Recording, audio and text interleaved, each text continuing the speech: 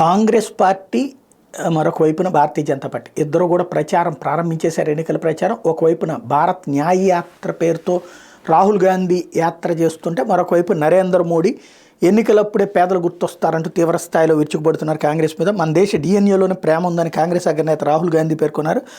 BJP RSS మాత్రం దేశంలో విద్వేషం వ్యాప్తి చేస్తున్నాయని దుయ్యబట్టారు.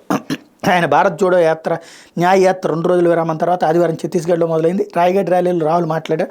భారత్లో భిన్న మతాలు భిన్న సాంప్రదాయాల ప్రజలు పరస్పరం ప్రేమతో శాంతియుతంగా జీవిస్తున్నారు. కానీ బీజేపీ ఆర్ఎస్ఎస్ విద్వేష రాజకీయాల వల్ల ప్రతి ప్రాంతంలో విద్వేషం హింస పెరిగిపోతున్నాయి.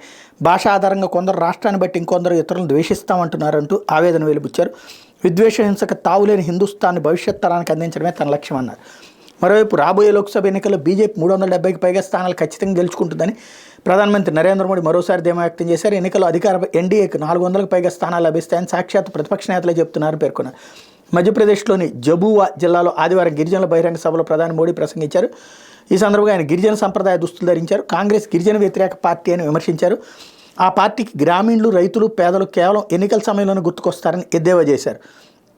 కొన్ని రోజుల క్రితం దక్షిణాది రాష్ట్రాలు శ్రీరాముడితో సంబంధం ఉన్న ఆలయాలను దర్శించుకున్నానని, స్థానిక ప్రజల నుంచి తనకు అపరిమితమైన ప్రేమ లభించిందని చెప్పుకొచ్చారు. వచ్చే ఎన్నికల్లో ఓటమి తప్పదని కాంగ్రెస్ దాని మిత్రపక్షాలు గ్రహించారని, అందుకే దింపుడు కళ్ళెం ఆశతో కుటిల ప్రయత్నాలకు పాల్పడుతున్నాయని మోడీ ఆరోపించారు.